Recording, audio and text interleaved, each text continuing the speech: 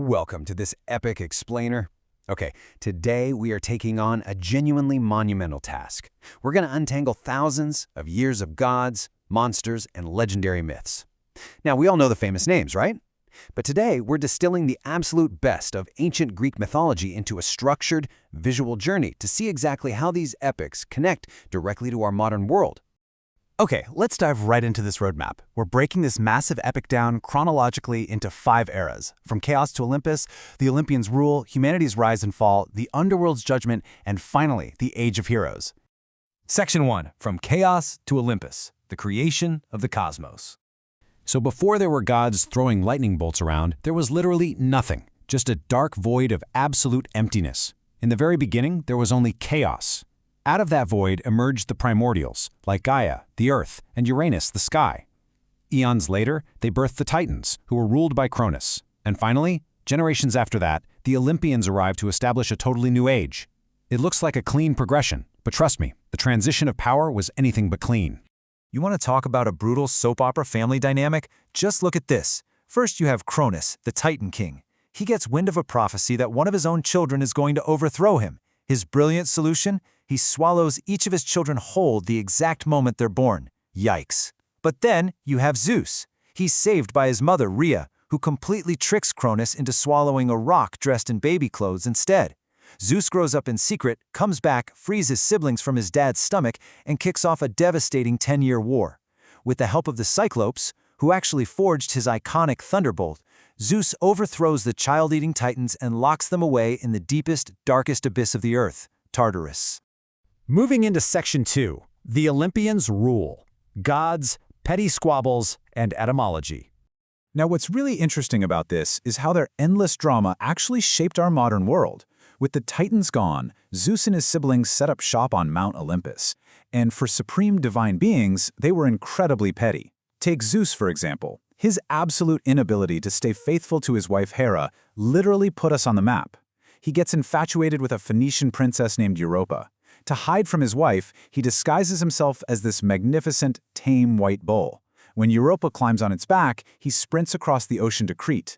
To commemorate his love for her, Zeus named an entire continent in her honor. And yes, that is exactly where we get the name Europe.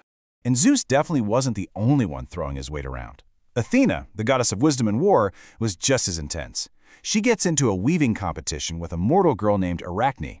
Well, when Arachne weaves a tapestry that is actually better than the goddesses, Athena completely loses it. She beats Arachne and transforms her into the very first spider, cursing her to weave webs for the rest of eternity. So the next time you see a spider, remember Athena's wrath, because that's exactly where our modern scientific word arachnid comes from.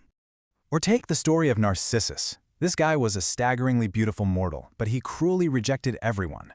That includes a heartbroken nymph named Echo, which, as a quick aside, is exactly why we call repeating sound waves an echo. But back to Narcissus. As punishment for his extreme vanity, he's cursed to fall in love with his own reflection in a pool of water. He just sat there staring at himself until he literally wasted away and died.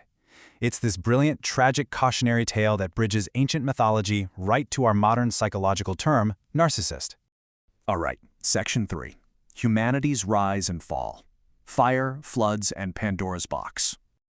While the gods were up there busy squabbling on Olympus, let's shift our focus down to mankind. We literally owe our existence to a titan named Prometheus. He sculpted early humans out of clay, but he felt awful for us just shivering in the dark in caves. So, step 1, he steals the gods' primordial fire and hands it over to mankind.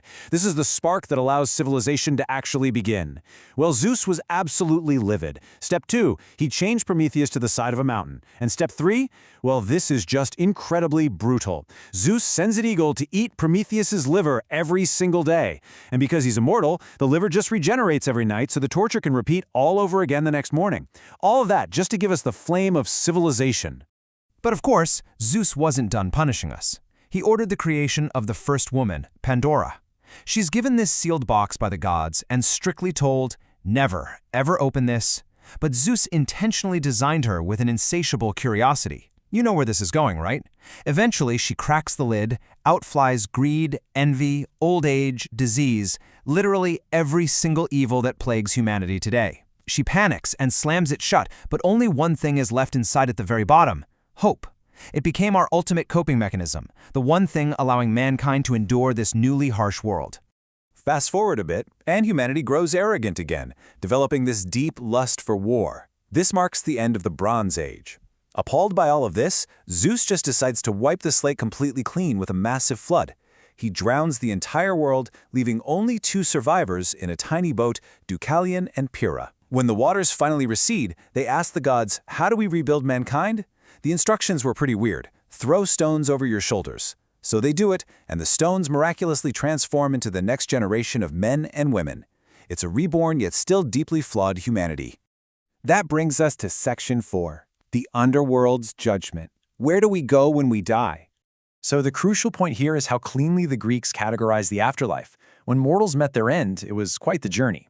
You had to cross the dark river Styx, page Charon the ferryman, sneak past the terrifying 3-headed dog Cerberus, and finally stand trial. The underworld judges were incredibly strict. If you lived just an average, neutral life, you went to the fields of Asphodel to wander before eventually reincarnating. If you were a hero or exceptionally good, you earned Elysium, an absolute eternal paradise of feasts. But if you offended the gods or committed terrible crimes, no way around it, you were cast down into Tartarus for an eternity of highly personalized torture. And Hades was an absolute master of cruel irony when he designed these punishments in Tartarus. Take Sisyphus, for instance. He actually thought he could outsmart the gods and cheat death. His punishment? Rolling a massively heavy boulder up a steep hill, only for it to slip and roll all the way back down right before he reaches the top. Forever. And then you have Tantalus. He committed some truly horrific crimes, so he's cursed to stand in a pool of water right beneath a luscious branch of fruit. If he reaches up to eat, the branch pulls away. If he bends down to drink, the water recedes. Surrounded by sustenance, yet forever starved and thirsty. Actually, scratch that. It's more like eternal teasing, which is exactly where we get the word tantalize. Now here's a mind-blowing connection. The underworld was also home to the Island of Dreams, ruled by a god named Morpheus. He had absolute, total control over the unconscious mind, sending either pleasant visions or horrific nightmares to mortals and gods alike in their sleep.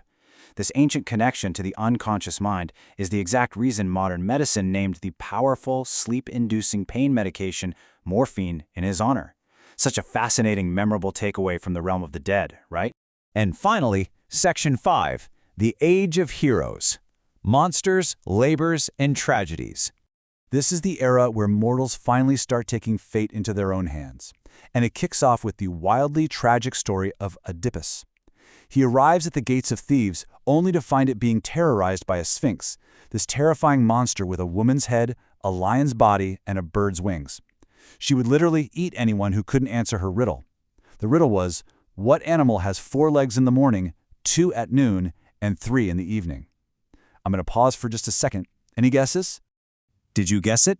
The answer, wonderfully deduced by Oedipus, is man. Think about it. We crawl as infants in the morning of our lives, we walk upright on 2 legs at the noon of our prime, and we use a walking stick in the evening of our old age. The defeated Sphinx threw herself off a cliff, and Oedipus is crowned king as a hero. But Greek tragedy is absolutely ruthless. Oedipus would soon discover he had unknowingly fulfilled a horrifying prophecy. The man he killed on the road to Thebes was his own father, and the widowed queen he just married to take the throne, yeah, that was actually his mother. Thankfully, it's not all doom and gloom. Some heroes relied on sheer tactical brilliance instead of just stumbling into despair. Just look at how Perseus defeated the Gorgon Medusa, a monster whose mere gaze turned men instantly to stone. Step 1, he didn't look at her. Smart, right? He used a highly polished shield gifted by Athena to look only at Medusa's reflection. Step 2, while she slept, he swiftly severed her snake-haired head. And Step 3, from her severed body sprang the majestic winged horse Pegasus. It was just a flawless execution of cunning strategy mixed with some divine assistance. And this brilliantly illustrates how these myths didn't just explain monsters, they explained the entire cosmos. Take Heracles, the most famous muscle-bound hero in history. Before all that, he was just an illegitimate son of Zeus. Zeus sneakily places the infant Heracles on his sleeping wife Hera so the baby could drink her divine milk and gain supernatural strength. Well, when Hera wakes up in fright, she pushes the baby away, and her milk sprays across the dark night sky. And that, according to the Greeks, is literally how our galaxy, the Milky Way, was formed. No way, right? So, fueled by that intense divine strength, Heracles embarks on his famous 12 labors to atone for a terrible crime induced by a vengeful Hera. We definitely don't have time for all 12 today, but his greatest hits prove he used a lot of tactics, not just brute force.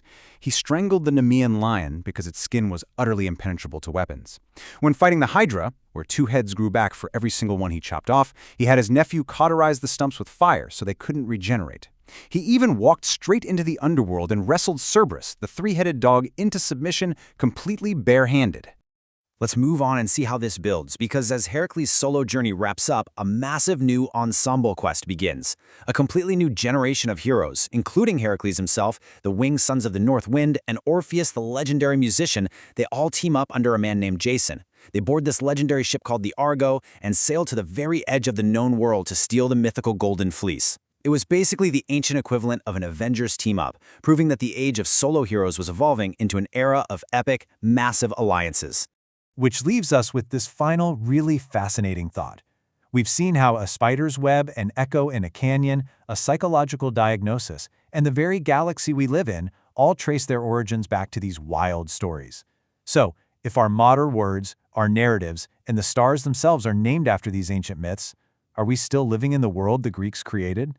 Thank you so much for joining me on this explainer through the cosmos, the underworld, and the Age of Heroes. I really hope this sparked your curiosity to dive even deeper into these incredible legends.